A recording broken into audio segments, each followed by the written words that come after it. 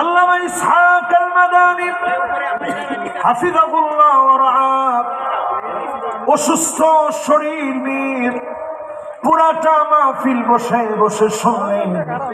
আল্লাহ মেহেরবানি করে আপনি সিহা আফিয়াত শিফায়ে কামিল আদিল আজিল নসিব করে দেন আল্লাহ রব্বুল আলামিন।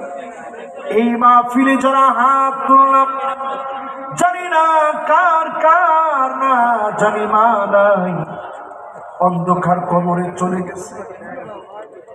মাহফিলে সন্তান আসতে নিলে মায়েরা বলে দেয় বাজান আমার জন্য দোয়া করবা, বাপেরা বলে দেয় বাজান দোয়া করবা।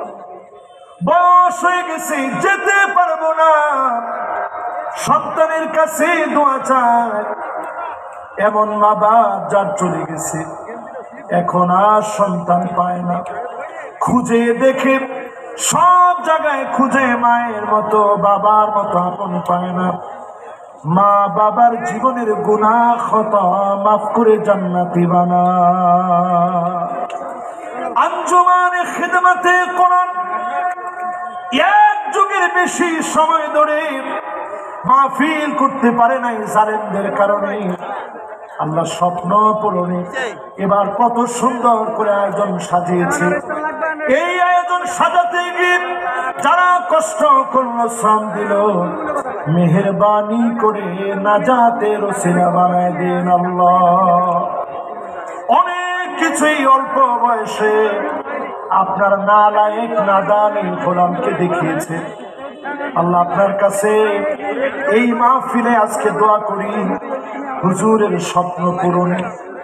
এই বাংলাদেশে দিন কায়েমের লক্ষ্যে যারা শহীদ হল, ফাঁসির মঞ্চে অকাতরে জীবন বিলায় দিল, তাদের সন্তানদেরকে আদর করে আজকে সুদিন আপনি দিলেন। মেহেরবানি করে তাদের চিন্তা চেতনা দিনই বিজয় বিপ্লব দান করে দেন আল্লাহ।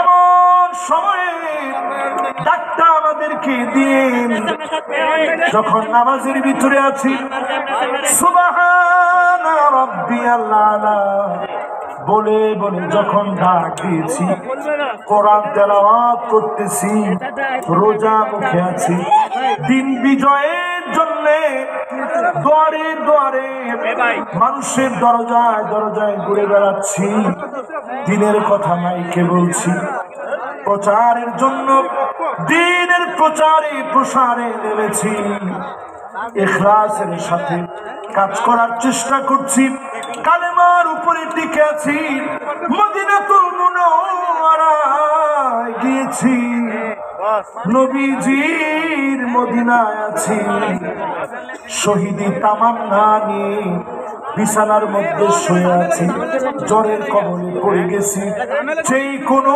মুহূর্তে মওত দিবেন, শহীদি মওত দান করে দেন আল্লাহ। জবানে জারি করে দিন মধুরতম কালেমা লা ইলাহা ইল্লাল্লাহু মুহাম্মাদুর রাসূলুল্লাহ সাল্লাল্লাহু আলাইহি ওয়াসাল্লাম। আসসালামু আলাইকুম ওয়া রাহমাতুল্লাহি ওয়া বারাকাতুহু।